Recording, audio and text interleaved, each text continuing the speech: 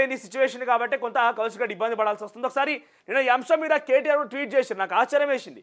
KTR tweet చేసే సందర్భంలో చాలామంది ఏం కామెంట్ పెడుతున్నారు అంటే, ఇక్కడ చూడండి, హుజురాబాద్ ఎమ్మెల్యే కౌశిక్ రెడ్డిని అక్రమంగా అరెస్ట్ చేయడం అత్యంత దుర్మార్గమైన చర్య అని చెప్పి కేటీఆర్ ట్వీట్ చేస్తే, కేటీఆర్ ట్వీట్ కింద చూడండి, good job by Revanth Reddy అని ఒక కామెంట్ ఉన్నది. నెక్స్ట్ తమరే అని ఇంకొకరు కామెంట్ చేస్తున్నారు. ఒక రౌడీ కాంగ్రెస్ ఎమ్మెల్యే పైన కోట దాటనీకి చేయలేపి ప్రయత్నించినందు అలాంటి రౌడీకి సపోర్ట్ చేస్తున్నామని కొంతమంది.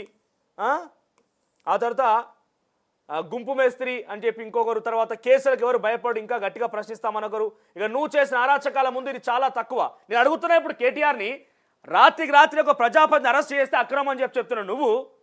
రాత్రికి రాత్రే కొంతమంది జర్నలిస్ట్ అరెస్ట్ చేయించి, ఇక నేను చెప్పొద్ది మాట, వాళ్ళ బట్టలు ఇప్పించి కూడా వీడియో కాల్ ద్వారా పోలీసుల నుంచి మీ చెల్లెలు కవిత గారిని చూపించడం నా కన్నీళ్లు పెట్టినటువంటి జర్నలిస్టుల మాటలు గుర్తులేవా మీకు? నేరల బాధితులు రాత్రి రాత్రి అరెస్ట్ చేసి తాటికలు ప్రయోగించిన మాటలు గుర్తులేవా? రాత్రికి రాత్రి కిడ్నాప్ చేసిన మాటలు గుర్తులేవా? ప్రతిపక్షం, ప్రజాపక్షం, ప్రజలు, ప్రభుత్వం ఏమి తేడా లేకుండా మీ కబన హస్తాల మధ్య తెలంగాణ రాష్ట్రాన్ని గుప్పిట్లో పెట్టుకొని ఎప్పటికప్పుడు రాత్రి రాత్రి అరెస్ట్ చేసిన దానికంటే ఎక్కువనా ఇది? మీ అరెస్టులు, మీ కిడ్నాప్ల కంటే ఎక్కువనా ఇది? మీరు అసలు మనిషి ఎక్కడున్నా కూడా తెలియజేయకపోతుండే. జర్నలిస్టులను కొంతమందిని పేరు చెప్పదలుచుకోలేరు, ఆ జర్నలిస్టులను తీసుకుపోయి రాత్రి రాత్రి అరెస్ట్ చేసి కనీసం భార్యా పిల్లలకు సమాచారం లేకుండా, తల్లిదండ్రులకు సమాచారం లేకుండా ఎక్కడో దాచిపెట్టి కొట్టి వాళ్ళ మీద దాడి చేసి బట్టలు ఇప్పించి వాళ్ళతో ఫోటోలు వీడియోలు తీయించుకొని కొంతమంది శునకానందం కోసం, కొంతమంది పైశాచిక ఆనందం కోసం పంపించిన దాఖలాలు లేవా? మరి ఆ రోజు ఎటుపోయి నీ సంస్కృతి?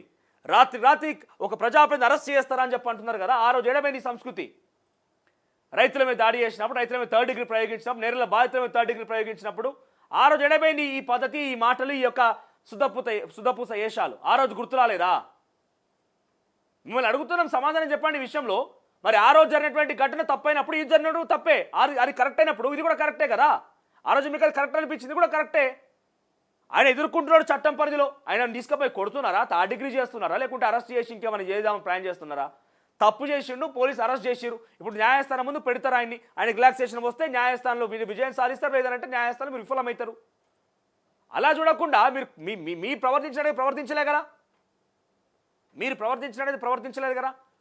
ప్రజా సమస్యల మీద కొట్లాడుతున్నారని చెప్పేటువంటి మీరు క్వశ్చన్ చేయండి, ప్రజల్లో ఉండండి, నిరసన తెలియజేయండి. అంతేగాని ఎమ్మెల్యే మీద దాడి చేస్తారా, కొట్టమని చెప్తారా?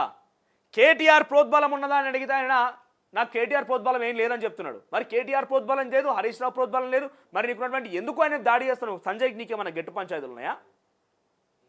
లేకుంటే బీఆర్ఎస్ పార్టీకి నువ్వే పురుడు పోసినావా? బీఆర్ఎస్ పార్టీకి బొడ్డుగా తిరిచినవా?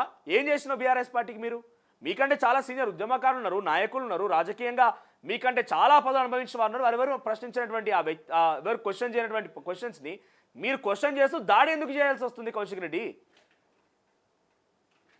సో ఇది విషయం మొత్తం మీద కౌశిక్ రెడ్డికి సంబంధించిన అంశంలో. సో మరి కాసేపట్లో ఆయన కోర్టు ముందు ప్రొడ్యూస్ చేయబోతున్నట్ట. కోర్టు ముందు ప్రొడ్యూస్ చేసిన తర్వాత ఏం జరుగుతుందని చూడాల్సిన అవసరం ఉంది. So as per FIR copy చూస్తేనైతే ఈ సెక్షన్ల ప్రకారంగా